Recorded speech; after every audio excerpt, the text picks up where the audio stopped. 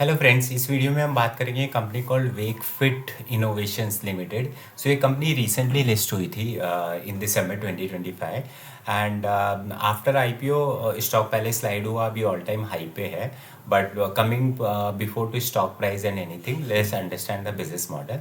सो simple business model है basically. जैसे traditionally अगर आपने कंपनी स्लीप वेल का नाम सुना होगा या कॉर्लॉन का नाम सुना होगा, जो मैट्रेसेस बनाती है, same way these guys came in to mattresses. So mattresses में वो उन्होंने बोला हम रिसर्च बेस्ड मैट्रेस बनाएंगे ताकि आपको नींद टाइम पे आए और आपको जब आप उठो तो फ्रेश उठो and stuff like that. So that was the premise जिस पे कंपनी स्टार्ट हुई और वहीं पे ये मैट्रेसेस बनाते हैं बेसिकली। इनकी 4-5 फैक्ट्री है, हरियाणा, कर्नाटका, तमिलनाडु और सेंट्रल वेयर हाउस है जहाँ से सर्विस करते हैं। एंड ओमनी चैनल है, मतलब बेसिकली आप इनकी वेबसाइट पे जाके ऑर्डर कर सकते हो। इनके खुद की company own company operated outlet है, प्लस ये थर्ड पार्टी के थ्रू भी सेल करते हैं। तो इनका डिस्ट्रीब्यूशन मॉडल है। एंड कंसिडरिंग केवल मैट्रेसेस से you can't move, so they foray into the home furnishing and furniture. So अभी अगर हम मोटा माटी उनकी रेवेन्यू की बात करें तो कुछ अराउंड 62% रेवेन्यू जो है मैट्रेसेस से आती है, जहाँ से दे इनिशियली स्टार्टेड। 25% होम फर्निशिंग से आती है, 28% इनफैक्ट, एंड होम डेकोर से 11% आती है। और इनका कहना है कि एज वी मूव फॉरवर्ड जो होम डेकोर का मार्केट है वो इंडिया में 2030 तक कुछ $71 बिलियन का हो जाएगा, which is huge. So they are capturing that sort of opportunity. That's what the view point is.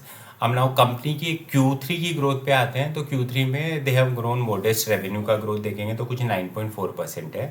But इसमें कंपनी का ये कहना है कि सिंस इस बार दिवाली पहले आई थी, फेस्टिवल सीजन पहले आया था, तो जो फेस्टिवल सीजन का माल है वो पहले ही उठ गया था सितंबर में। तो बोल रहे हैं कि instead of looking at the October से लेके दिसंबर तक का ग्रोथ, आप सितंबर से लेके दिसंबर तक का ग्रोथ देखो, तो वो भी अगर चेक करेंगे तो कंपनी की ग्रोथ जो है कुछ 14% हुई है।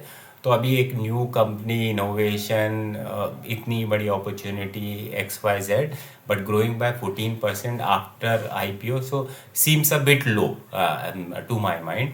इन टर्म्स ऑफ टिल लास्ट, मतलब Q1 की बात करें तो देवर इन लॉस, Q2 में देवर इन प्रॉफिट, एंड अभी Q3 में they have shown bumper profit because they are saying their EBITDA margin has improve from I think from 5% to 20%, so 4 time EBITDA margin हो गया।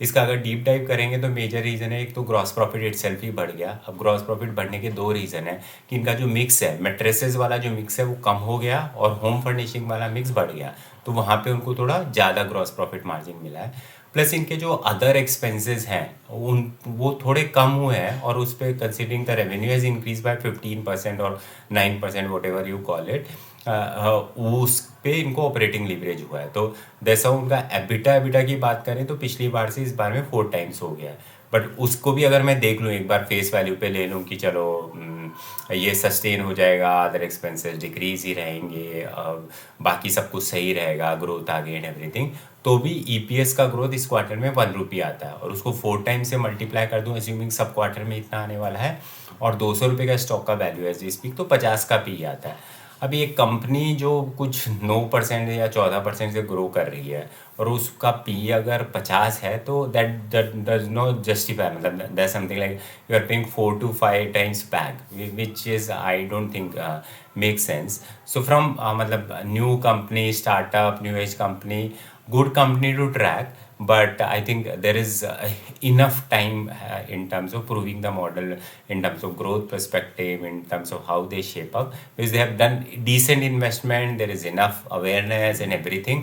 But now considering these other company are also existing and in fact struggling, something like I'm forgetting the name of the company जो ये Sleepwell का mattress बनाती है, तो if they are struggling, what else they will do, but good company to track with, but nothing exciting opportunity, no buy and sell recommendation. Thank you.